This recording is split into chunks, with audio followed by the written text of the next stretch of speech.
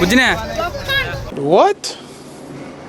লক্ষণ হোক আর রাম হোক, এবার আসিছে আসল কথায়। আসল কথা হচ্ছে গেছিলাম হচ্ছে মনুবাজার। কারা কারা গেছিলাম মনুবাজারে? মনুবাজারে গেছে আমার মা, আমার ভাগিনা, আমার বোন আর বোন জামাই, সঙ্গে হয়েছে আমি মিস্টার পল্লব।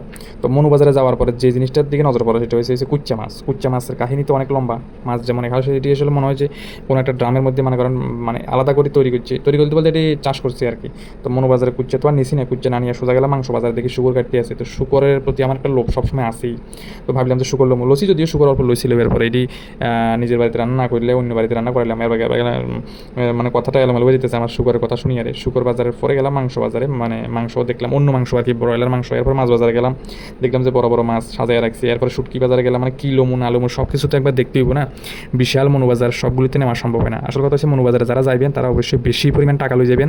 কম টাকা লইয়া যাইয়া মনুবাজারের ভিতরে তাহলে পকেটে হাত দিয়ে ঘুরন ছাড়া আর কোনো উপায় নেই, আর দেখি দেখি চলে যাইবেন। তো একদম লাস্টে দিয়ে কাজটা শেষ করে শপিং করার পরে সবাই বলে জুস খাইব, কারণ গলা শুকাইয়ে গেছে, প্রচণ্ড গরম আছিল। এখন কথা হয়েছে যে জুস তো খাইব, ঠিক আছে, জুসের দোকান খুঁজে দিয়েছিলাম আর কি। তো আরেকটা কথা কইতে ভুলে গেছি, আমার সঙ্গে গেছিলো আমার বোনের শাশুড়ি মা, অর্থাৎ আমার মোয়াই। তো মোমাই প্রথমবার গেছে, আর কোনো সময় গেছে না যদিও এর আগে। তো মোমাই অনেক কিছু কিনলো, ভাগিনা অনেক কিছু কিনলো, ভাগিনা মাঝে মাঝে আবার ঠান্ডা খাইলো, আইসক্রিম খাইলো, জুস খাইলো, সব কিছু মিলিয়ে খুব এনজয় করছি প্রথমবার যাইয়া জীবনে। তো প্রথমবার গেছে, আমরা তো কতবার গেছি নিজেও জানি না আসলে। আমার বোন, আমি, আমার মা অনেকবার গেছি এর আগেও। সেই জন্য অনেক বছর পরে আমার বোন যায়, একদম ব্যাগ ফুরে এলাছে, ব্যাগ ফুরে বলে শপিং করবো আজকে, টাকা পয়সা লেগেছে অল্প, কিন্তু ব্যাগ যে কেমনে ফুরে এলেছে আমি কইতে পারি না।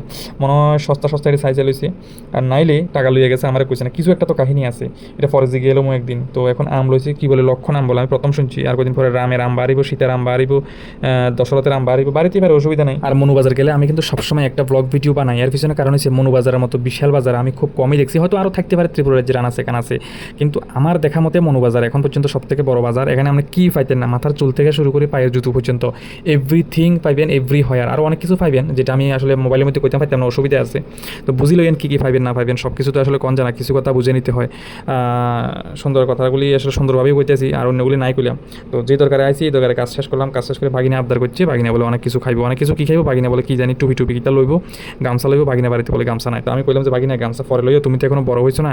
ভাগিনা কয় যে না আমি বড় হয়ে গেছি, আমার গামছা লাগবে। তাই যাই হোক গামছা টামছা লইয়া দিলাম। এর ফলে বলে সবাই মিলে জুস খাইবো। তো সবাই জিজ্ঞেস করলাম জুস এক গ্লাস কত টাকা, ঠিক মতো রেটও করতে পারে না, কেউ কেউ 20 টাকা, কেউ কেউ 15 টাকা, কেউ কেউ 10 টাকা। আমি কইলাম যে 10 টাকা দিয়ে জুস পায় না, একটা গ্লাস জুসের দাম মিনিমাম হচ্ছে 20 টাকা। তারপর সবাই মিলে জুস খেলো, এবং সবাইকে জিজ্ঞেস করলাম যে জুসের স্বাদটা কেমন। তারা বললো যে সেই স্বাদ, অসাধারণ স্বাদ, ডেলিশিয়াস, টেস্টি। আসলে জুসের স্বাদটা কিন্তু অন্যরকম, যেহেতু এখানে সার ওষুধ নাই, কোনো ধরনের কেমিক্যাল নাই, চোখের সামনে বানাই দিতে আছে। তো আমি সবাই বুঝাইতে আছি যে জুসটা খান বেশি করে, কোনো ধরনের ঝামেলা নাই এখানে, শরীরটা ভালো থাকবে, মন ভালো থাকবে, সুস্থ থাকবেন।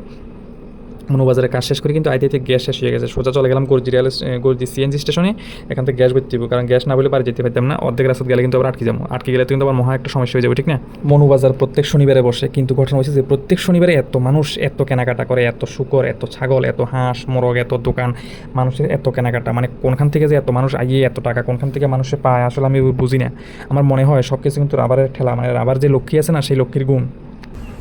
মনোবাজার আইতে আইতে গ্যাস শেষ হয়ে গেছে, এখন গর্জি স্টেশনে আছি, মানে সিএনজি স্টেশনে গ্যাস ঢুকাইতে হবে, এরপর বাড়ি যেতে হবে সোজা কথা। পেট্রোল দিয়ে পোষাইতো না। ভালো থাকবেন।